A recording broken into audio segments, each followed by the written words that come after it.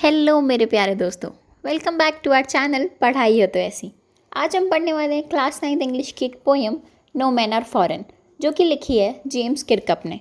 यहाँ मैन का मतलब किसी आदमी या लड़के से नहीं है। यहाँ मैन का मतलब है इंसान और फॉरेन का मतलब है अनजान या फिर पराया। चैप्टर के नाम से इतना तो क्लियर हो ही रहा है कि कोई इंसान पराया नहीं है। मतलब धरती पर जितने भी लोग हैं वो सब हमारे अपने हैं। और इस पोएम में पोएट हमें यही समझाना चाह रहे हैं। तो चलो स्टार्ट करते हैं। Remember, no men are strange, no country is foreign. Beneath all uniforms, a single body breathes, like ours. The land our brothers walk upon is earth like this, in which we all shall lie. Poet कह रहे हैं कि यहाँ पर कोई भी इंसान अनजान नहीं है और कोई भी कंट्री पराया देश नहीं है। इस धरती पर जितने भी लोग हैं वो सब एक समान हैं। भले उनका पहनावा अलग हो सकता है, भाषा अलग हो सकती है, लेकिन उसके अंदर जो शरीर सांस ले रहा है वो सब एक समान है, एक जैसे हैं। जितने भी लोग इस धरती पर चल रहे हैं, चाहे वो हमारा देश हो या किसी और का, वो सब लोग हमारे भाई हैं। यहाँ ना कोई दुश्मन है ना कोई पराया। यहाँ सब लोग एक समान हैं और सब लोग एक दूसरे के भाई जैसे हैं। सब के सब इसी धरती पर पैदा हुए हैं और मरना भी इसी धरती पर है। तो फिर कोई एक दूसरे से अलग कैसे हो सकता है? लाइफ और डेथ तो एक जैसी ही है ना।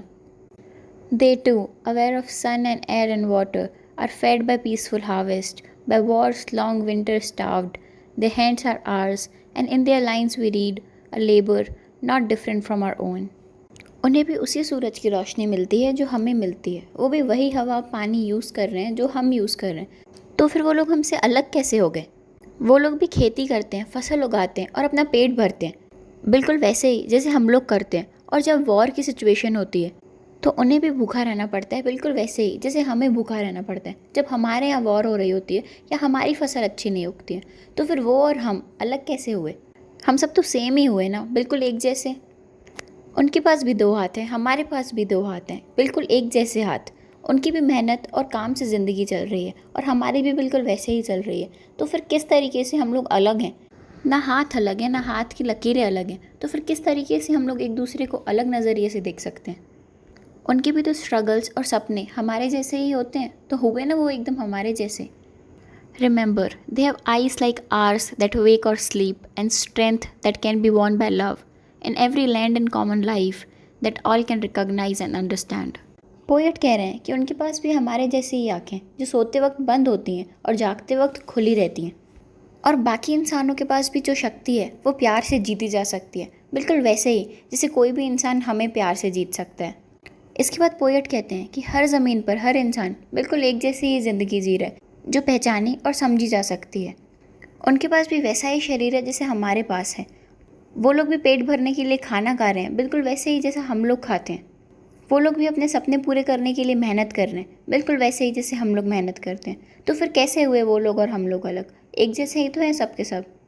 Let us remember, whenever we are told to hate our brothers, it is ourselves that we shall dispose, betray, condemn. Remember, we who take arms against each other, it is the human earth that we defile.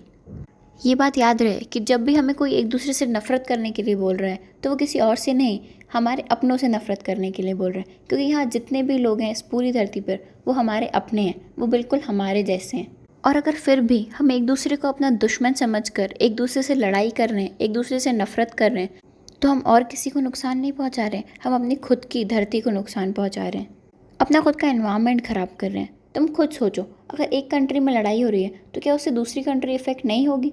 बिल्कुल होगी। World war 1, world war 2, जितनी भी लड़ाइयाँ हुई हैं इस पूरी धरती पर, हर एक कंट्री उससे अफेक्ट हुई है, हर एक का एनवायरनमेंट उससे ख़राब हुआ है। और इससे किसी को कुछ मिला नहीं है, सिर्फ हमारी धरती प्रदूषित हुई है और कुछ भी नहीं। Our hells of fire and dust outrage the innocence of air that is everywhere our own. Remember, no men are foreign and no country is strange. जब हम लड़ाई झगड़े करेंगे तो उससे जो हम पॉल्यूशन फैला रहे हैं, उससे जो हम फायर और डस्ट की वजह से जो नॉन गिल्टी एयर है वो ख़राब हो रही है, उससे क्या होगा? उससे सिर्फ पूरी धरती ख़राब होगी। एयर तो एक जगह से दूसरी जगह ट्रैवल करती है। अगर एक जगह की एयर ख़राब होगी तो हर जगह की एयर ख़राब हो जाएगी।